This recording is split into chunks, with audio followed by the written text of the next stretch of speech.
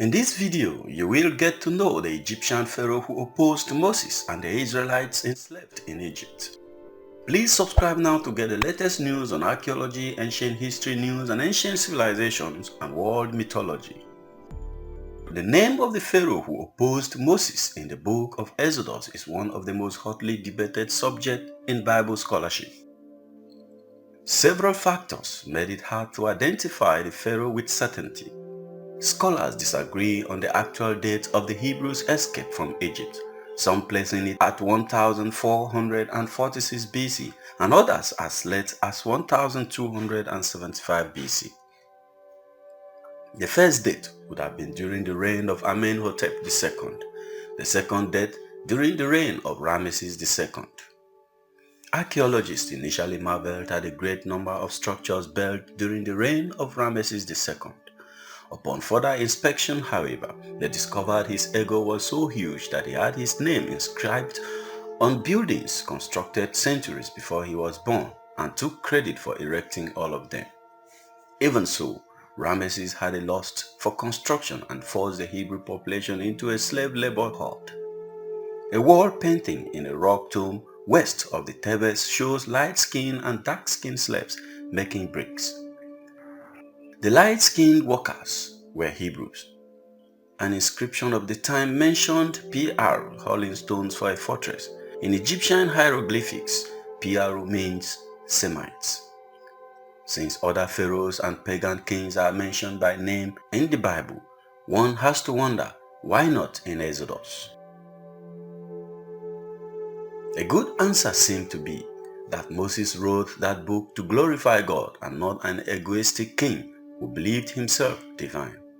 Rameses may have spread his name all over Egypt, but he received no publicity in the Bible. The title Pharaoh means great house in Egyptian. When they ascended the throne, each pharaoh had 5 great names, but people used this title instead, much as Christians use Lord for God the Father and Jesus Christ. Pharaoh held absolute power in Egypt. Besides being supreme commander of the army and navy, he was also chief justice of the royal court and high priest of the country's religion. Pharaoh was considered a god by his people, the reincarnation of the Egyptian god Horus. Pharaoh's likes and dislikes were sacred rulings, the same as the laws of the Egyptian gods. This arrogant mindset guaranteed a clash between Pharaoh and Moses. Exodus says God hardened Pharaoh's heart, but Pharaoh first hardened his own heart by refusing to let the enslaved Israelites go. After all, they were freed labor and they were Asiatics considered inferior by the Egyptians at the time. When Pharaoh refused to repent after the 10 plagues, God set him up for judgment that would result in Israel's freedom. Finally, after Pharaoh's army was swallowed up in the Red Sea, he realized that his own claim to being a god and the power of the Egyptian gods was simply make-believe. It should be noted that it was accepted practice for ancient cultures to celebrate their military victories in records and on tablets, but to write no account of their defeats. Skeptics try to dismiss the plagues as natural phenomena, since similar events are not uncommon, such as the Nile turning red or locusts descending on Egypt. However, they have no explanation for the last plague, the death of the firstborn, which started the Jewish feast of Passover, celebrated to this day. What was King Pharaoh's accomplishment? The Pharaoh who opposed Moses came from a long line of kings who turned Egypt into the most powerful nation on earth.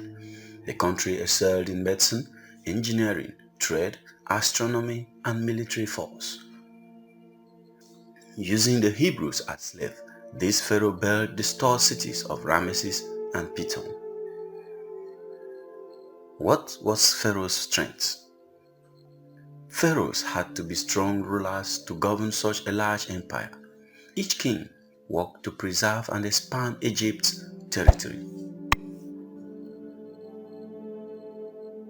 Egypt's entire religion was built on false gods and superstition. When confronted with the miracles of the God of Moses, Pharaoh closed his mind and heart, refusing to acknowledge Yahweh as the one true God. What then was the lessons learned from this? Like many people today, Pharaoh trusted in himself rather than God, which is the most common form of idolatry. Deliberately opposing God always ends in ruins, whether in this life or the next. King Pharaohs are mentioned in these books of the Bible. In Genesis, Exodus, Deuteronomy, 1 Samuel, 1 Kings, 2 Kings, Nehemiah, Psalms, Songs, Isaiah, Jeremiah, Ezekiel, Acts, and Romans. Some key verses include Exodus chapter 5 verse 2, which states, Pharaoh said, "Who is the Lord that I should obey him and let Israel go? I do not know the Lord, and I will not let Israel go," according to New International Version. Then in Exodus chapter 14 verse 28, the water flowed back and covered the chariot and horsemen. The entire army of Pharaoh that had followed the Israelites into the sea, not one of them survived. New International Version. If you enjoyed this video, please like and share with friends and family.